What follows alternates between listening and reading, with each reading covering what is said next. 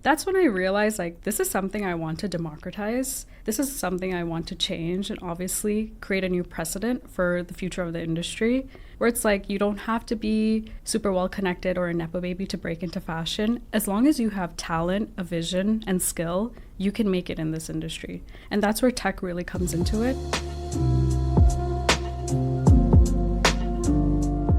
Hello, and welcome back to Fashion and Founders, the podcast. My name is Victoria Smith, and this week I'm joined with Nabihah Ahmad, the founder of SSQRD. Nabihah graduated from Columbia University with a degree in computer science, but did not start out that way. In fact, she didn't even want to be in tech. Her dream was to be in fashion and make a true impact on the industry. She ended up teaching herself how to code and gets into the resources and tools that she uses, and has just launched SSQRD, a platform where fashion meets tech to empower the underdogs. She shares her experiences working within the fashion and tech industries, how she broke in, and why she wants to rebuild the fashion industry using tech to do so. If you haven't already seen one of her many breakdown videos sharing insights into fashion, I think you'll see how thoughtful and intentional she is in this episode. I can't wait to see what she continues to build with SSQRD. Definitely go check out the website, and let's get into the episode. And this week's brand highlight is Maison Réforme, the modern destination for pre-loved fashion, bridging the worlds of vintage charm and contemporary luxury. The founder, Olivia, shared with me, the brand is committed to slowing fashion's pace and redefining what it means to invest in lasting style. Every garment is selected with the belief that style should be enduring, not disposable. We encourage customers to shop intentionally, to invest in fewer, higher quality pieces that stand the test of time. Each purchase represents a step toward a more mindful, responsible wardrobe. Our curation blends timeless staples with trend-forward finds, so customers can explore without ever turning to fast fashion. Maison Réforme features pieces from heritage houses like Chanel, Dior, and Louis Vuitton, alongside modern labels such as Veronica Beard and Rag & Bone, each styled to feel both effortless and wearable. Maison Réforme was created to make pre-loved luxury feel elevated and to honor the integrity of designer pieces. The founder is committed to transform secondhand shopping after countless disappointing experiences. Garments arriving damaged, poorly cared for, or inauthentic.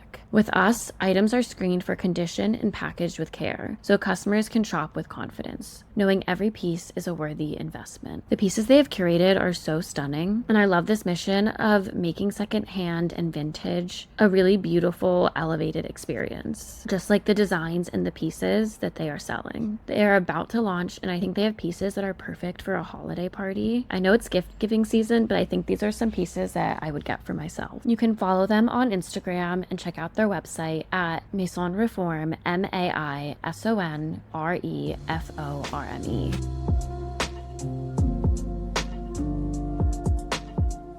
Hi, Nabihah. Hi, Victoria. I'm so excited that we get to do this. I've been following you and seeing your videos for, I want to say, years now. Oh my gosh. But we met for the first time just like a month ago. Yeah.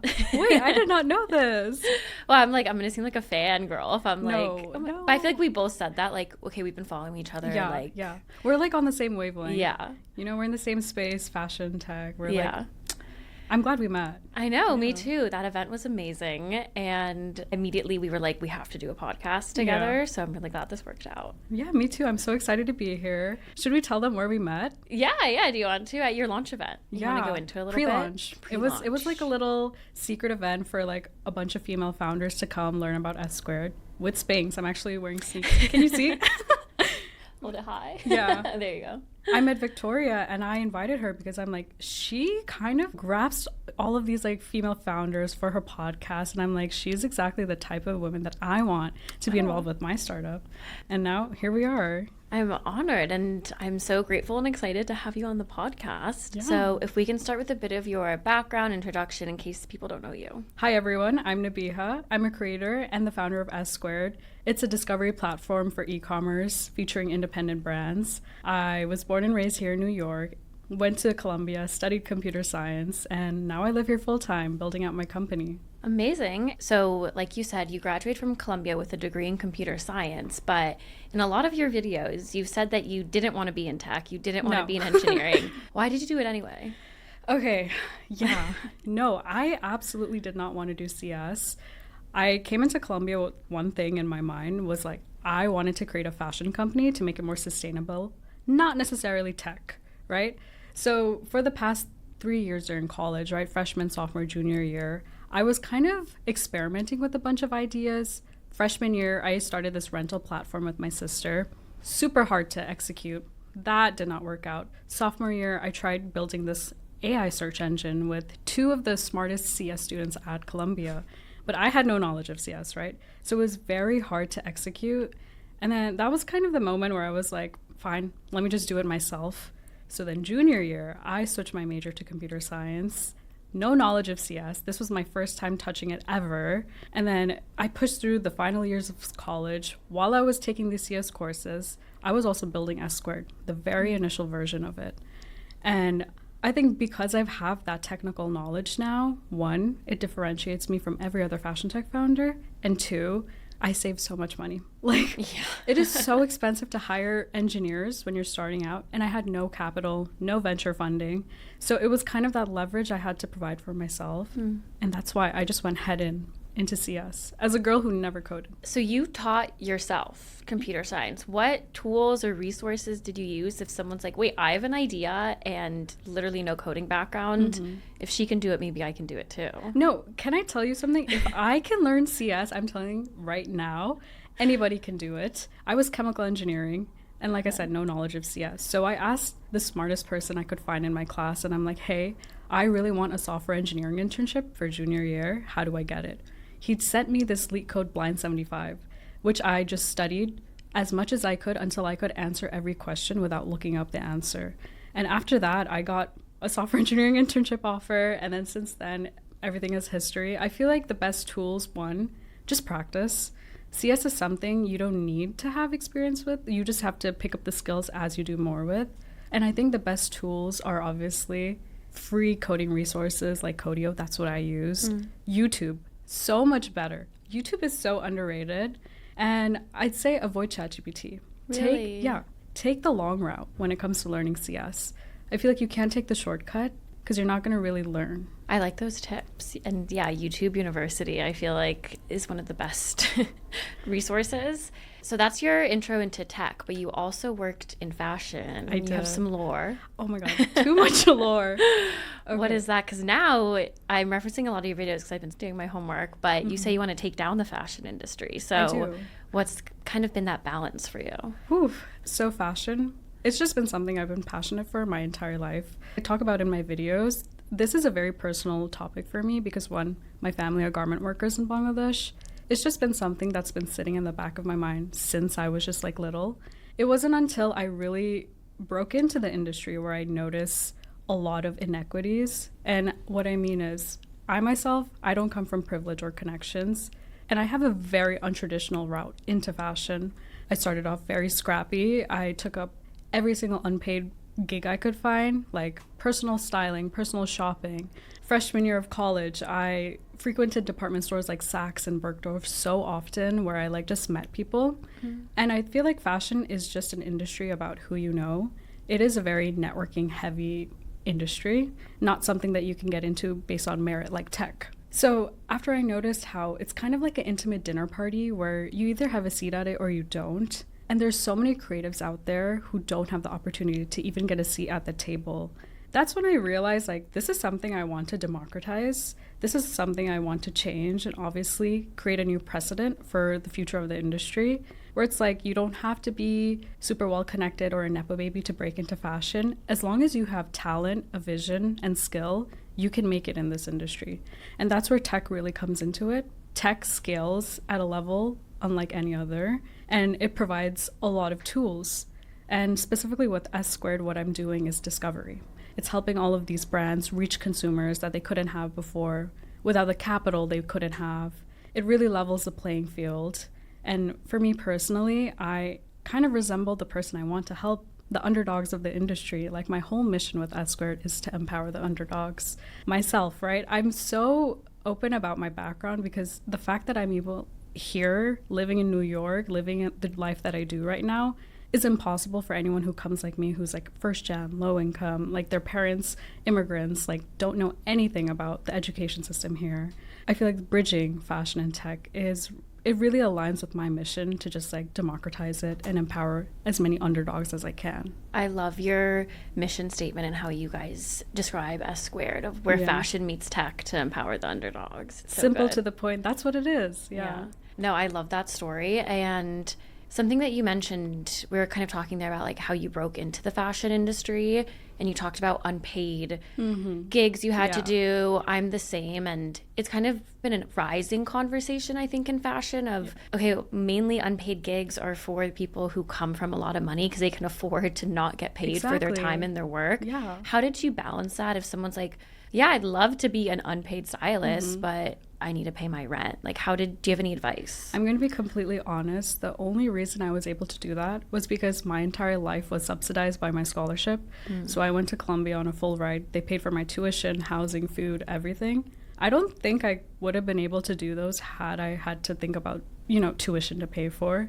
But I think if you want to break into this and knowing how stingy the fashion industry is, you need to have multiple income streams, like side gigs, okay? Let's say you want to work as a stylist, you're a student. If you want to pursue this, right, you do need like an extra source of income. And I think that's where social media really comes into play. I started getting to social media sophomore year of college, and I started making money through brand deals. And that's how I was able to even start S Squared. The initial database cost, things like that, I was able to cover through social media. So there are definitely opportunities. You have to be creative, but you definitely have to know that if you do want to pursue fashion, the more traditional route, you have to expand what you have to provide for yourself. I think I saw on a TikTok you guys said that your interns for S Squared have been paid. That's something that was important to you. At first they weren't. Yeah. Yeah. And then I realized if I'm going to make an ethical company, I have to do it the right way.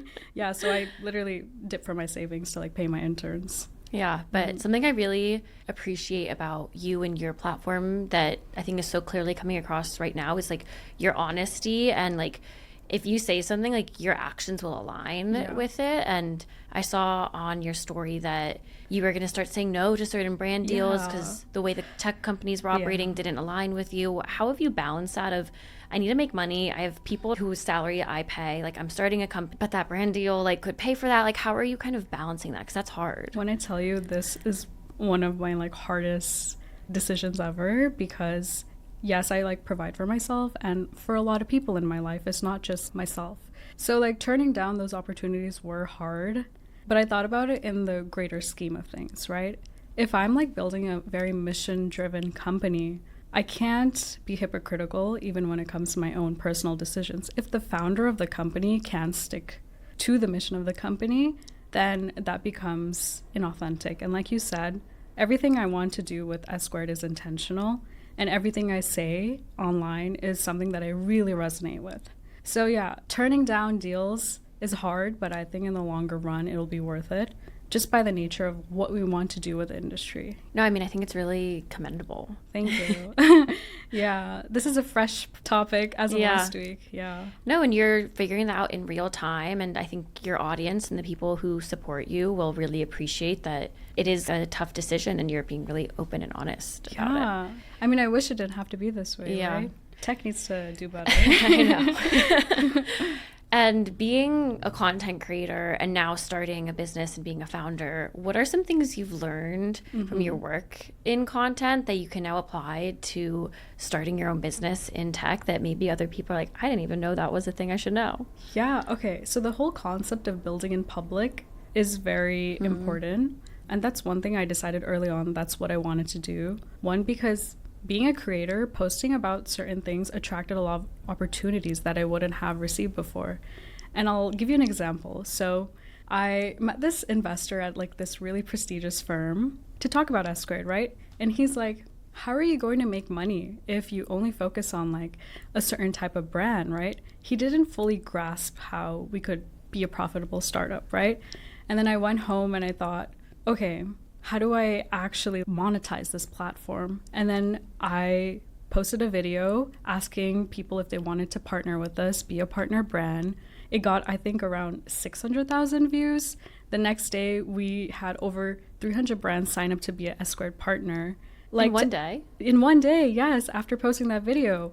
And I'm just like, I wouldn't have found all of these people willing to pay their money had it not been for posting about it, right? So building in public does attract a lot of opportunities, but two, also being a creator has taught me things about marketing that most founders do not know.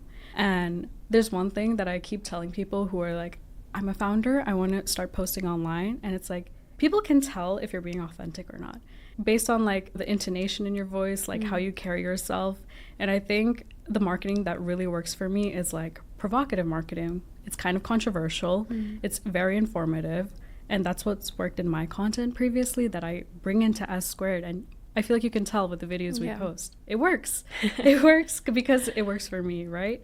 It's not going to work for everyone. But yeah, I feel like being a creator turned founder kind of also levels the playing field when it comes to other founders in the space too, right?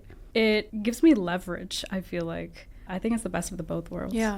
I think it definitely, people who come into stuff with a following, you kind of already stand out a little bit. Exactly, yeah. That's great. And I was going to ask, do you have like a formula or tools or any tips for your videos? Because they do really, really well. Like I feel like every single one gets hundreds of thousands of views. Thank you. Oh my gosh. Like, you don't have flops, so like what do you do? Wait, no, don't jinx it. Sorry. Okay, my secret formula, one, I use very limited editing. So I try to keep the meat of the video, the message itself.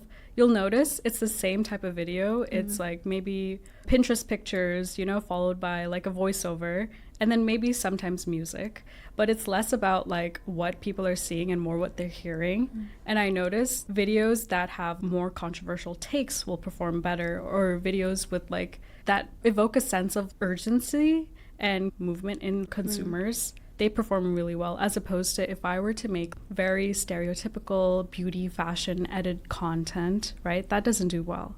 So I think just focusing on what you're saying and like how you deliver that message will show the numbers. Yeah.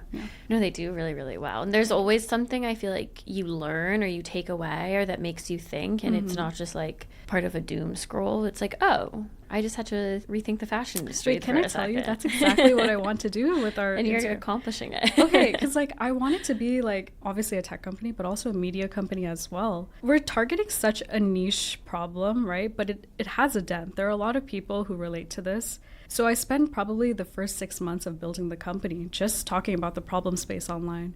And I think we've just hit like 170,000 followers on Instagram. I think it's like, not to toot my horn, I think it's probably one of the largest communities of fashion tech that exists. Yeah. And it simply happened just by talking about the problem we're solving. Had I focused on the product, right? Probably would have been a good idea.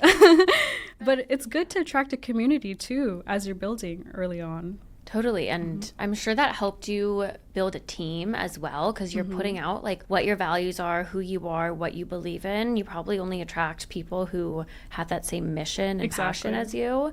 I met some of your team at the event. They're all wonderful and brilliant.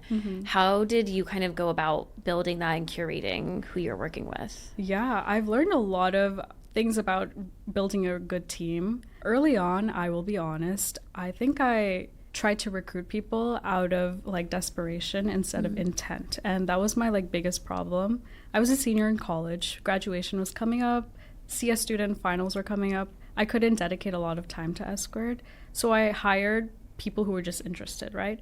But slowly over time, I learned the best people you can hire are people who care about the mission as much as you do, but have very different skill sets that complement you.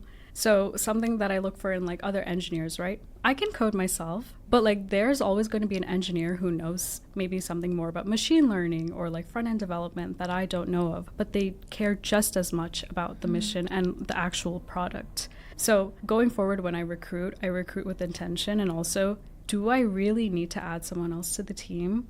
I don't think having a bigger team is necessarily better. It's if you have people who complement each other.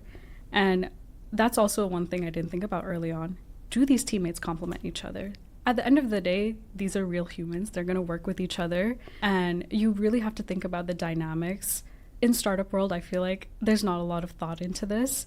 But when you create such a strong team where everyone works well with each other, they all have their own skill sets, then you have a masterclass team. And I feel like everyone could feel that and see that, how you guys all were like friends, but really valued each other in a professional way as well. Yeah.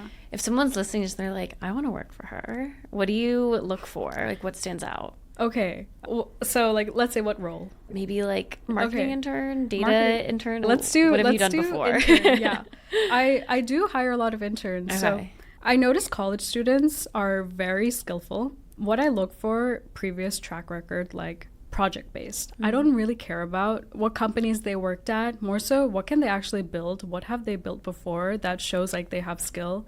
I will say something. I think some people are good on paper, but it doesn't always translate into actual skill. So I always tell people in like our applications to attach their portfolio so I could like actually see things they've worked on. And for marketing, if they've built a following, that's a good sign. But also potential ideas. Maybe in our interview, I will ask them questions about like current brands, how they could like help them. I really look for like tangible proof that they can actually execute ideas, because sometimes a resume doesn't translate to skill. So it's like you really have to test them on the spot to see, does this person know what they're doing? Are they skilled in the specific niche that they're trying to apply for? And then the rest is like, how are they as a person? Yeah. Yeah. So have something to show for it. Exactly. Yeah. I think that's really good advice. And I'm curious, you just graduated, right? I did, yeah. So congrats on building this much while you're also balancing all your schoolwork. How has your typical day now differed from when you were a student balancing this? And now you're like, wait, I can build my own schedules? Like, how is that all going? Victoria, it is so freeing, but also so anxiety inducing. Yeah. Because before I had like classes back to back and then P-sets to work on, exams to think about. But now it's just like my schedule is just all up to me. What I really found out that works for me is like I am such a flow state person. So I work well in like chunks of hours. So now I build my schedule based on like how I work best. But also I kind of study my teammates. I'm like, okay, how does like he code the best at what days, right? So I build my schedule not only around how I work best, but also my teammates. So then I can throw in some like out of work activities. I'm a big wellness person. I just recently got into it. I didn't have time in college to think about it. So now I like a good work-life balance. And my schedule, you can tell that, okay, Nabihah likes to take care of herself, but she also likes to get work done. And it's the best of both worlds. I think that's so important that you value that, because I feel like it's kind of the typical, like, I burned out way too quickly because I didn't do anything for myself. It's like, well, okay, now your business failed because you're so burnt out. Like, taking that time for yourself. I mean, at the end of the day, the company does rely on the founder. And if the founder is not in the best state, it's very hard for it to, like, move forward and progress. So you just need to build it sustainably. Like, I think also playing the long game is much better. Instead of burning yourself out early, take the time to like build something meaningful, even if it takes a little longer. Yeah. And what's your vision for S-Squared? You guys pre-launched. I can go into the website right now. We released a wait list. Yes, for 100,000 people. Yeah. I like accidentally saw it before the event. Yeah. I was like, I was on it today. And you're like, what? I can show you the platform. Yeah. So my goal with S-Squared, one, to really create like a cultural disruptor of fashion. We're changing the entire fashion industry from a foundational perspective. Like, I'm building this knowing I'm going to make certain people upset in the industry, and I'm okay with that. I'm building this to create a new type of industry where people aren't afraid to say things. And I want S-Squared to always be the first person to say it. Say things that people are thinking but too afraid to say. Besides being a cultural disruptor, I want, from like a tech perspective, to create technology that's not just great, hyper-personalized, a great platform to use, but also inspires what future of AI can look like. Because as you know, right now, every company is trying to get into AI. And it's like, do we really need it? How do we use AI in a tasteful way? How do we complement the human experience? Because fashion is so personal.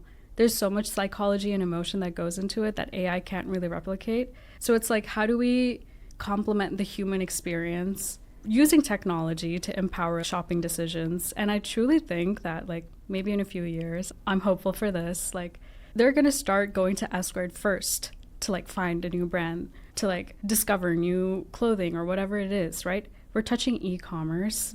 I say, like, fashion and beauty first, but eventually all e-commerce. And anybody can become an entrepreneur because S Squared will help them reach a consumer base. And 2, the giants like H&M, Zara no longer have that pull on consumers because everything is going to be so democratized. Now it's like small brands like Sneaks, right? They're gaining the same traction as like Nike, Adidas. There's no longer monopolies in fashion, and that's what I want to do with S Squared. Yeah, and you're doing it. And I discovered, I want to say it's called Kuyana. Kuyana, yes. Yeah, through you guys. And then I stumbled by their store, and I was like, I found out about this through S Squared. I love that. That's my goal. Yeah, no. And something I've been thinking a lot about recently, have you heard of the movie Swiped? I haven't. What is that? So it's based on a true story, kind of fictionalized movie about Whitney Wolf, the co-founder of Tinder, and then Bumble. Yes. She has to leave Tinder because of the really toxic male work environment that you see in the movie. Yeah, given like what the app is. But she says in it, when she's starting Bumble, all the tech that makes up our day-to-day lives has been created by men. And it's based on their lived experience. It's from their POV. That's why Tinder kind of operates the way it did, you know? Like, what if tech had been built by women? And that's been really in my head. I've been in San Francisco for the past month and like going to these tech week events. And I was like, oh my God.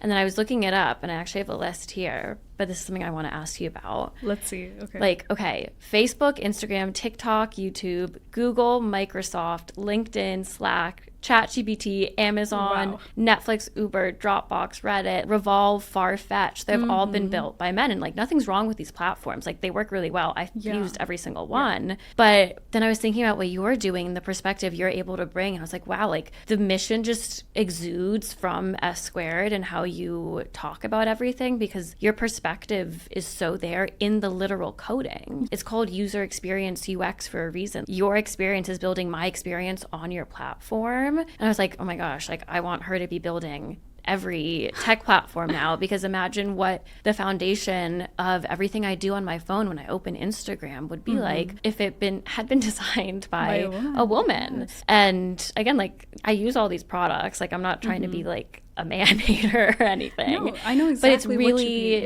interesting. And being a woman coding your own platform in tech, in fashion, like how has your lived experience informed how you're coding this and the experience you want everyone else to feel when they're on it? The brands, users, customers, like all of that. Yeah, my experience with coding and just being in tech, one, I agree with everything you've said. Just being in the space. So I started early on in AI before ChatGPT even came out. So in 2021, I entered at this AI company, a startup, who used GPT before it was released. And I noticed like how they even develop the models, how they even fine-tune them, right? In LLMs, right? You fine-tune these models, very big models, make them do a certain function. So they were never thinking about the human experience. They were more thinking about the output it could bring. At the end of the day, it was just about converting data. It was just solely data-driven. There was never thought about what if when it comes to a human. When I worked in tech too, at like this really big tech company, we were building personalization for ads, and it was algorithmic programming, which is computing what's the best ad to show you. It was all purely data, no emotion involved. And I'm just like, it is such a human experience. Ads are so psychological, like I've been saying. How can you not think about the human brain, the human emotions when it comes to all of these things? So what I did with S Squared, right? I actually talked to my professor at Columbia, and I'm like, I want to change search using AI. I want to tweak AI with human emotion involved, right? So we developed this hybrid search model that kind of leans on the human emotions, but also at the same time providing the convenience that AI really brings in. And I think because like women are able to feel and like think with emotion, we're able to build technology that revolves around the human experience. And one woman that I really look up to, Mira Murati, she left OpenAI to build her own company. I think $2 billion in seed funding. That's really impressive. But I think if more women had the opportunity to get into those rooms to build these foundational models, one, there would be probably so many opportunities to just like, we've heard problematic things about AI. Yeah. There's very suggestive AI right now. Did you see Grok? Wait, I don't know. Oh, okay. Which one are you talking That's about? what I was saying. Okay. Theo Vaughn, he has a podcast. He's a comedian, and he had Sam Altman on. He's like, you see the exact moment where he's like, oh, AI could be problematic. 'Cause he's like, wait, can it pull like from porn? And Sam Altman's like, yeah. And he's like, oh, I didn't know that. Like that would never And run it's back. like, Yeah. What? Can I also just say, I feel like startups have become very bro-coded, specifically in AI startups too. I don't know if you've seen the shift where I feel like startups right now are kind of rewarding inappropriate and controversial behavior, AI startups specifically, because it's so saturated to stand out in the space. You have to do something very outrageous, right? And now I feel like, I don't know if you've noticed this, like being in SF, you're kind of feeling that energy. I feel like we're forgetting that business is professional. Like you have to do things in a certain way and also think about everyone when you're building these products, not just like what's going to go viral, what's going to get the reaction that like people want now in this attention economy. And I think it's just such a loss of, if we're looking at it from a purely business standpoint, like potential profit if you're not including 50% of the population Exactly. who would likely use your product if it had them in mind a bit more. And so I kind of challenge you, like I think it's really easy, not you, like people listening. Hey, I love a challenge. Like if you have an idea and you're like, oh, but it's already been done before, look up who founded it, look up who's designing it. If it's a purely male team, you automatically have a unique perspective you're bringing to the same product, and it has value and it's needed in the world because you just see that so often with Spanx even, for example, you're wearing the sneakers. Exactly. This is, yeah. You know, like finally, like, so I just think, find it really interesting. Also, like, I'm curious if there are like women in STEM out there who are engineers, are coders. If there's like a shared sentiment that when you're in those like meetings, you kind of like observe a level of bro code when it comes to like building these tech products, right?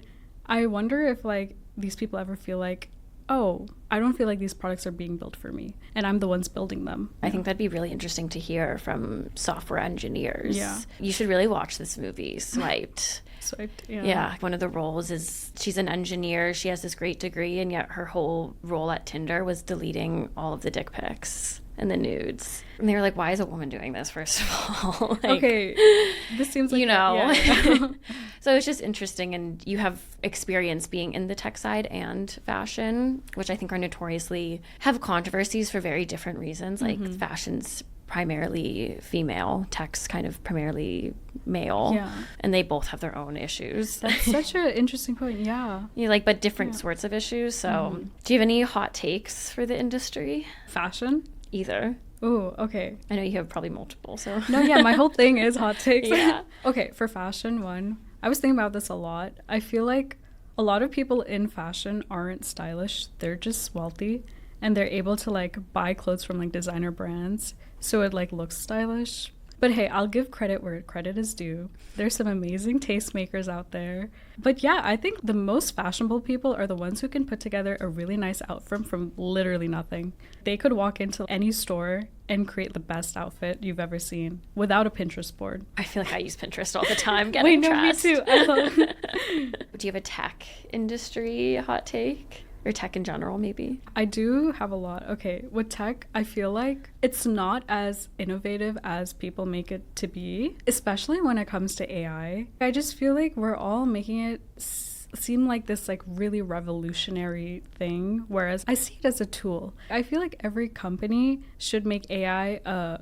complement, not the core of its product, because that's really what it is. It's a tool that makes things easier and convenient. So I feel like this AI hype right now, I think AI is amazing. It'll really change so many industries, but it's not this magical transformation that people are making out to be. That's interesting. Yeah, I feel like there's a lot of VC money going towards anything that has AI in it. And I'm curious from your perspective of having a mission-driven company and then potentially in the future using AI. I feel like a question I see people posing a lot is, can I have a sustainable company and use AI given how unsustainable it is? Yeah. How are you kind of navigating that? Yeah, so AI is very broad. I use the more machine learning side of it instead of like conversational LLM-based AI. All we really do is like data analysis using all of these tools that are available. I think down the line, like I said, AI should be a complement, not the core of our product. So that's why when we're first launching our platform, it's really about purely discovery. Personalization will come with time. And we're trying to reinvent personalization without relying too much on traditional methods. So literally tracking every single behavior of a user. We really don't want to do that. We want to figure out, how do we treat people like the humans they are and provide them the recommendations they want without getting in the way of their personal data?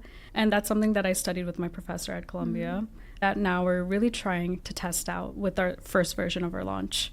So do I see S Squared using AI in a very heavy way? No, but I see it more on our back end. Like, we're using AI to build our data sets and product insights, not necessarily consumer facing. Because I don't think it is sustainable. I genuinely don't think you can be sustainable using AI just by the nature of how energy intensive it is and also how many resources it takes. No, it's crazy. I think I remember seeing Sam Altman saying, like, being nice to ChatGPT, saying hey or something, cost us $1 million. Like, I'm going to add a few more words in, I think. Run up OpenAI. Yeah, I know. They just raised like $100 billion I saw that. or something. I saw that. So they have enough to go around. I have a few like speed round questions for you. Mm-hmm. The first one was the hot take one. So we covered that. Is there a misconception for the fashion or tech industry? I feel like we've touched on this a little bit, but maybe anything else? Yeah, so this is kind of a hot take, but I feel like fashion tech isn't new. I feel like a lot of people are treating it like this completely new thing, this new innovation that's happening, but it has always existed. It just hasn't been the focus of the fashion industry because it's such an archaic industry to begin with. I said, like, you can only get in if you have connections, but platforms have existed before. Digital platforms, that is technology. It's just like, now the marketing of these new generation startups, me including, S Squared included, like, this is, I'm talking about myself. I think we're leaning more into like how technology can be the focus of fashion. And that's what is the new thing that people are really excited about. But tech has always existed in fashion, especially tech companies who work with fashion industry companies to like provide them with certain things like personalization, ad recommendations. People just never knew about it. But now they're kind of realizing this is a thing that exists. And they're excited about it. Totally. I feel like fashion tech became a word like a year ago or something that I just started hearing everywhere. I don't know exactly where or how. I think I know. Okay, I love this creator. Her name's like Mary. Yeah. All things fashion tech. No, she's amazing. Yeah, I think she was kind of the pioneer for like establishing the like phrase. But she's been talking about it for like a while, and then I feel like a lot of companies started being like, oh, let's lean into it. Yeah. Best advice you've received. Best advice. Okay. Kind of relates to the previous question. But this one person told me somebody else's success doesn't take away from your own. And that's one thing I tell myself every single day, especially building in such a new niche. There are a few players, but there's also a lot of noise. And when you are coming from a background that's very untraditional, that noise can really get to your head. And you're just like, is this even worth doing? But I think I just tell myself every day, there's success for everyone. And everyone can do things very differently. And that's the beauty of just how grand the planet is. There's always room for everyone's success. I like that. Do you have a resource recommendation for people? So maybe like a book, podcast, newsletter? This is my thing. I love books and podcasts, but number one, I think the best thing you can do is curate your algorithms to show you things that you want to see. So I literally, whenever I open up TikTok or Instagram, I will like content that resembles my dream life or like people I want to be. So it keeps feeding me that. So in my subconscious, I'm like, okay, this is who I want to be. And it just works out like manifestation, I guess one could say. I think that's the best thing you could do for yourself if you ever need motivation. Curate your feed to see who you actually want to be. Do you have any follow recommendations? Oh my gosh. Okay, I love Clark Peoples. She actually went to Columbia too. Oh, no way. More for like lifestyle recommendations. All of the New York City influencers who live in like high rises, I used to like interact with their content until I lived in a nice apartment myself. But also I really love the rise of like intellectual creators. I like to call them like thought daughters of TikTok who talk about sociology when it comes to everything, like internet archaeologists. Oh, I haven't heard of that one. They're my favorite type of creators to follow now. They are literally like the one person that will probably reach so hard. You're like, I see what you're saying, but like, is that what the person meant? But I agree with everything you said. I love that type of content. Okay, well, these are some good follow recommendations as well. Do you have any upcoming announcements, maybe you or and S Squared? Oh, of course. I feel like I've been teasing the internet for months now about S Squared. It's time to just like release it. And we're releasing soon. I won't say when. Follow us on Instagram at ssquared.co and also me on Instagram to find out when we launch. Amazing. Yeah. You guys have to do it before the holidays so we can get better gifts for people. I agree. Don't worry. I got you. I got you. Is there anything I didn't ask that you wanted to cover? Not a question, but like I will say, just being here on this podcast, like truly thank you so much for like giving me a platform to speak and talk about what I've been building. And to everyone who just sees my story, I want them to know, genuinely, if I could do it, you could do it. I'm literally just a random brown girl from Queens.